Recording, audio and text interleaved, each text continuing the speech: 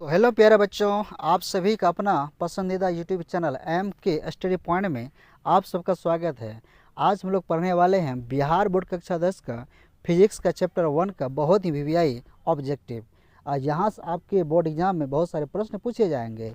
ठीक है, वीडियो को आप लोग लास्ट जरूर देखें और हमारे चैनल को लाइक, सब्सक्राइब और शेयर ज़रूर करें और कॉमेंट भी ज़रूर करें। ठीक है, तो क्वेश्चन आपका पहला दिया गया है, निम्न में से कौन सा पदार्थ लेंस बनाने के लिए प्रयुक्त नहीं किया जा सकता है। यानी कि इसमें से कौन सा पदार्थ है जिसका उपयोग हम लोग लेंस बनाने में नहीं कर सकते हैं। तो यहाँ आपका इसका सही उत्तर इसका आपका हो जाएगा मिट्टी। मिट्टी इसका उपयोग हम लोग नहीं कर सकते हैं लेंस बनाने में। ठीक है, क्वेश्चन आगे आपका दिया नंबर 2 में दिया गया है, एक उत्तल लेंस की क्षमता 1 डायप्टर है तो उस लेंस के फोकस दूरी क्या हो जाएगा।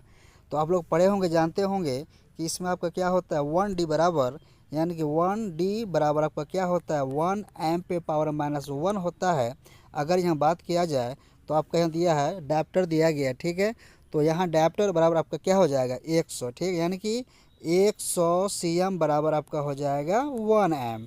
ठीक है, 1 एम पे पावर -1, अर्थात यहाँ आपका जो है ऐप का मान आपका क्या हो जाएगा, यहाँ आपका ऐप का मान हो जाएगा, यहाँ आपका ऐप का मान हो जाएगा 100। ऐप के बराबर आपका क्या हो जाएगा 100 cm इसका आपका हो जाएगा। या इसको आप ऐसे भी निकाल सकते हैं।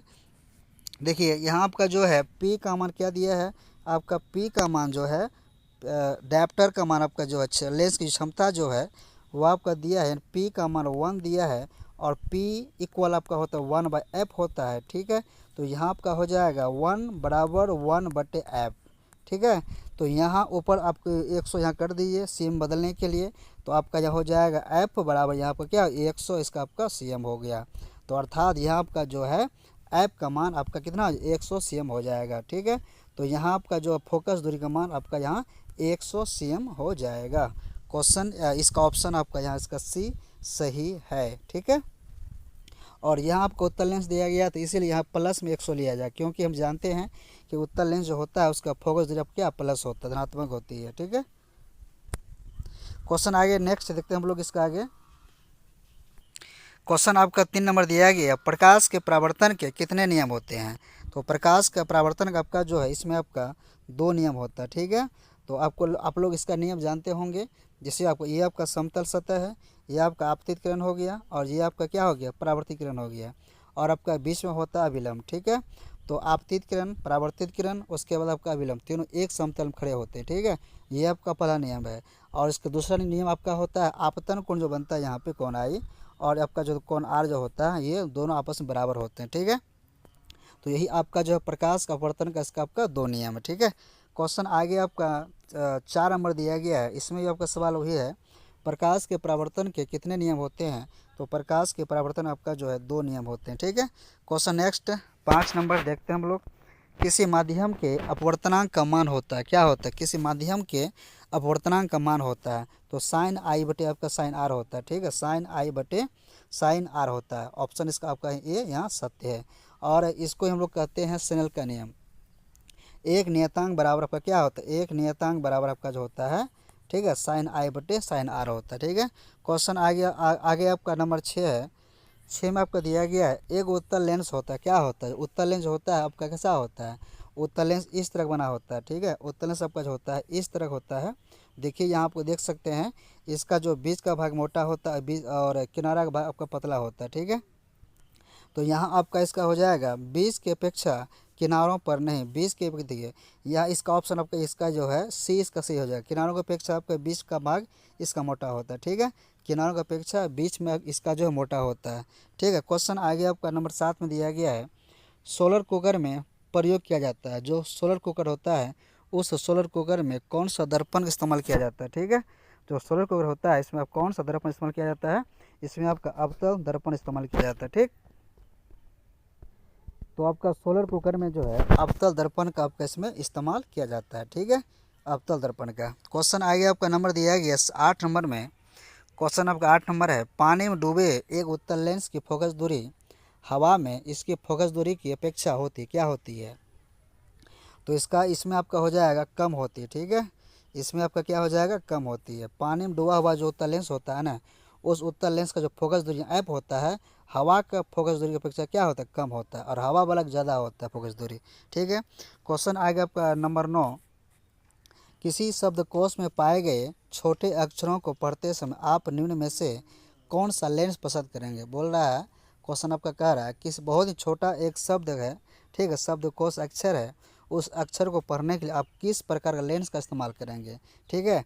तो इसको हम लोग यहाँ जो है, इसमें हम लोग यहाँ इसका जो है 5 सेमी फोकस दूरी वाले उत्तल लेंस का प्रयोग करेंगे। ठीक है। क्योंकि उत्तल लेंस में क्या होता है, बस किसी भी वस्तु का प्रतिबिंब बड़ा बनता है और आपका सीधा उल्टा दोनों बनता है, इसीलिए। ठीक है। क्वेश्चन आगे आगे आपका कह रहा है 10 नंबर में प्रकाश तरंग उदाहरण किसका उदाहरण है। जो प्रकाश तरंग है ये आपका किसका उदाहरण है, ये आपका जो है विद्युत चुंबकीय तरंग का उदाहरण है। ठीक है। ऑप्शन यहाँ आपका इसका 20 सही हो जाएगा। क्वेश्चन आगे आपका नंबर 11 दिया गया है, दंत विशेषज्ञ किस दर्पण का उपयोग मरीजों के दांतों का बड़ा प्रतिबिंब देखने के लिए करता है। यानी कि जो दांत का डॉक्टर होता है ना, वह डॉक्टर जो होता है वह उन मरीजों का दांतों का इलाज करने के लिए या दांत में जो भी परेशानी होती है उसको देखने के लिए, ठीक है, वह किस दर्पण इस्तेमाल करता है, तो वह आपका इस्तेमाल करता है अवतल दर्पण का। ठीक है। डॉक्टर जो होते हैं दांत के डॉक्टर, वे आपका दांतों से संबंधित दांत से बड़ा प्रतिबिंब दिखाने के लिए, दांत का प्रतिबिंब बड़ा करके देखने के लिए वह जो आपका होता है अवतल दर्पण का इस्तेमाल करता है। ठीक है। क्वेश्चन आगे आपका 12 नंबर दिया गया है, कौन सा लेंस अब सारे लेंस कहा जाता है। कौन सा लेंस जो है वह अब सारे लेंस कहलाता है, वह आपका कहलाता है अवतल लेंस। ठीक है। अवतल लेंस को कहा जाता है अब सारे लेंस, क्योंकि अवतल लेंस क्या करता है, अवतल लेंस जितने भी सारे प्रकाश की किरण गुजरती है उन सारी किरणों को अपसारित करती है, इसलिए इसको कहा जाता है अपसारी लेंस। ठीक है। क्वेश्चन आपका अगला है नंबर 13 में, एक प्रयोग में अवतल दर्पण द्वारा किसी बीम का प्रतिबिंब एक पर्दे पर प्राप्त किया जाता है और दर्पण की फोकस दूरी को निर्धारित करने के लिए प्रयोगकर्ता की मापने की ज़रूरत पड़ती है। तो ये आपका इसमें हो जाएगा दर्पण तथा बीम के बीच का दूरी। ठीक है। दर्पण तथा बीम का बीच का दूरी को इसका निर्धारित करने किया जाता है प्रयोग। ठीक है। तो क्वेश्चन इसका ऑप्शन आपका इसका जो यहाँ पे आपका हो जाएगा, इसका भी आपका सही है। ठीक है। क्वेश्चन आगे आपका दिया गया नंबर 14 में, गोलीय दर्पण के परावर्तक पृष्ठ की वृत्ताकार सीमा रेखा का व्यास क्या कहलाता है। यानी कि जो एक आपका पूरा एक गोलीय दर्पण होता है, ठीक है, तो इस दर्पण का जो एक सीमा रेखा होता है ये वाला व्यास जो होता है, ठीक है, ये व्यास से संबंधित इसका पूरा अक्ष वाला भाग क्या कहलाता है, तो ये आपका कहलाता है गोलीय दर्पण का द्वारक कहलाता है। ठीक है। तो यहाँ इसका ऑप्शन आपका इसका जो है डी इसका सही है। क्वेश्चन आगे आपका दिया गया नंबर 15 में दिया गया है, निम्नलिखित में से कौन सा उत्तल दर्पण की फोकस दूरी है जिसकी वक्रता त्रिज्या 32 एम होता है। तो हम सबको मालूम है कि फोकस दूरी जो होता है उत्तल दर्पण का वह प्लस में होता है। ठीक है। उत्तल दर्पण का जो फोकस दूरी होता है ना, वो आपका किस में होता है, वो आपका प्लस में होता है। ठीक है। तो प्लस में ही यहाँ आपका इसका जो ऐप का मान निकलेगा, तो 32 दिया गया है तो 32 का आधा कर दीजिए, क्योंकि ऐप बराबर क्या होता है, ऐप बराबर आपका r/2 होता है, तो 32 का आधा आपका 16 हो जाएगा। ठीक है। प्लस 16 सेम इसका लिया जाएगा, तो यहाँ इसका ऑप्शन आपका इसका जो है सी सही हो जाएगा। ठीक है। ऑप्शन सी आपका 16 cm। क्वेश्चन आगे आपका दिया है नंबर 16 में दिया गया है, किसी लेंस द्वारा उत्पन्न आवर्धन का SI मात्रक क्या होता है। तो आप लोग को यहाँ एक बात याद रखना है बच्चों को, ठीक है, आवर्धन जो होते हैं आवर्धन का कोई भी मात्रक नहीं होता है। ठीक है। यानी m का कोई भी मात्रक आपका क्या होता नहीं होता, और ये जो होता है आपका ये आपका होता है मात्रक विहीन होता है, मात्रक विहीन, इसका कोई मात्रक नहीं होता है। ठीक है। क्वेश्चन आगे आपका नंबर 17 दिया गया है, टॉर्च एवं वाहनों के उग्र दीपों में किस दर्पण का प्रयोग किया जाता है। टॉर्च और वाहन का जो होता है हेडलाइट, उसमें कौन दर्पण इस्तेमाल किया जाता है, तो उसमें आपका किया जाता है अवतल दर्पण का। ठीक है। अवतल दर्पण आपका उपयोग किया जाता है। क्वेश्चन आगे आपका नंबर 18 है, वाहनों के साइड मिरर के रूप में किस दर्पण इस्तेमाल किया जाता है। यानी कि वाहनों का बड़े बड़े वाहनों का जो होता है पीछे देखने के लिए, यानी कि किस दर्पण का उपयोग किया जाता है, तो वह आपका किया जाता है उत्तल दर्पण। ठीक है।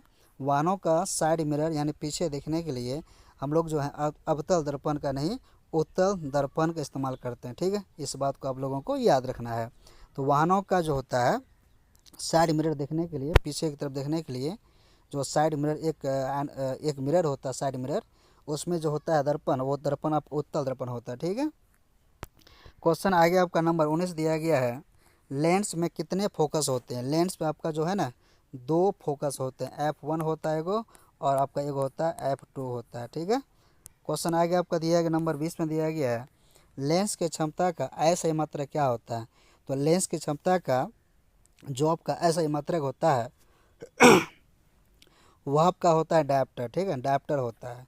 तो 1D बराबर आपका होता है 1 m पे पावर -1। ठीक है, 1 m पे पावर -1, इसको भी आप लोगों को याद रखना है। ठीक है, क्वेश्चन आगे आपका नंबर 21 में दिया गया प्रकाश गमन करता है। प्रकाश जो गमन करता है वो हमेशा आपका सीधी रेखा में गमन करता है। ठीक है, ऑप्शन इसका आपका ए सत्य है।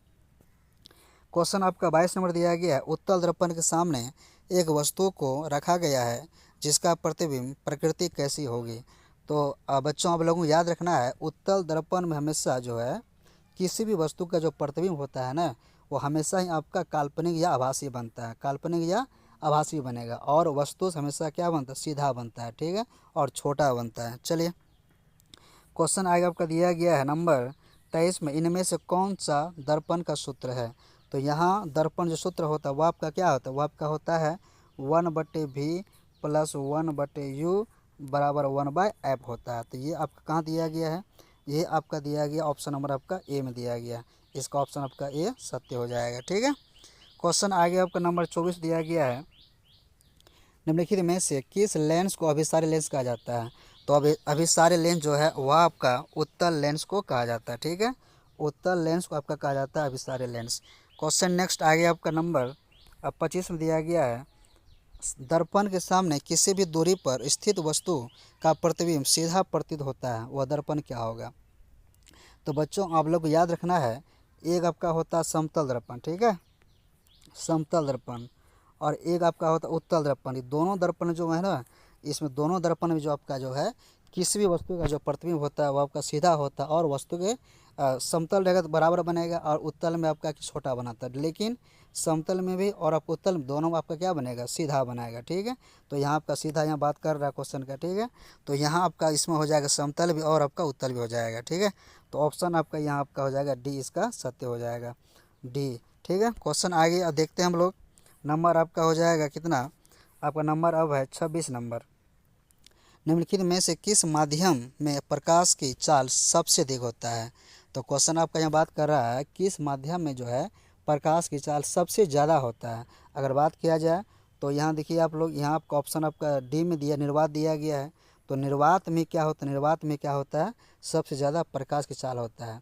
तो निर्वात में जो प्रकाश की चाल होती है ना वो आपका होता है 3 × 10⁵ किलोमीटर प्रति सेकेंड। इस बात को याद रखना है।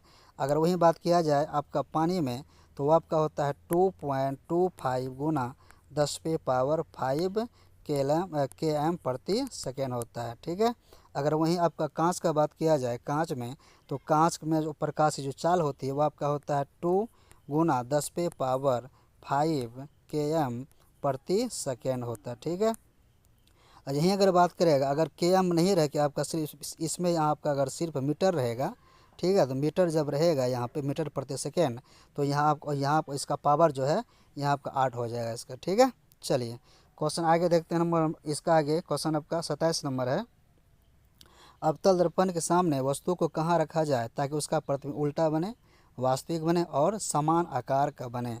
तो इसको हम लोग कहाँ रखेंगे, इसको हम लोग जो है किसी भी जो आपका दिया गया अवतल दर्पण दिया गया तो अवतल दर्पण के, ठीक है, फोकस पर, ठीक है, फोकस पर अगर हम किसी वस्तु को रखते हैं तो उसका आपका जो प्रतिबिंब बनेगा उल्टा बनेगा। ठीक है, और उल्टा होने के साथ साथ वो आपका कि वास्तविक और समान बनेगा। ठीक, क्वेश्चन आगे आपका दिया गया नंबर 28 में उत्तल दर्पण से बना काल्पनिक प्रतिबिंब होता है, कैसा होता है।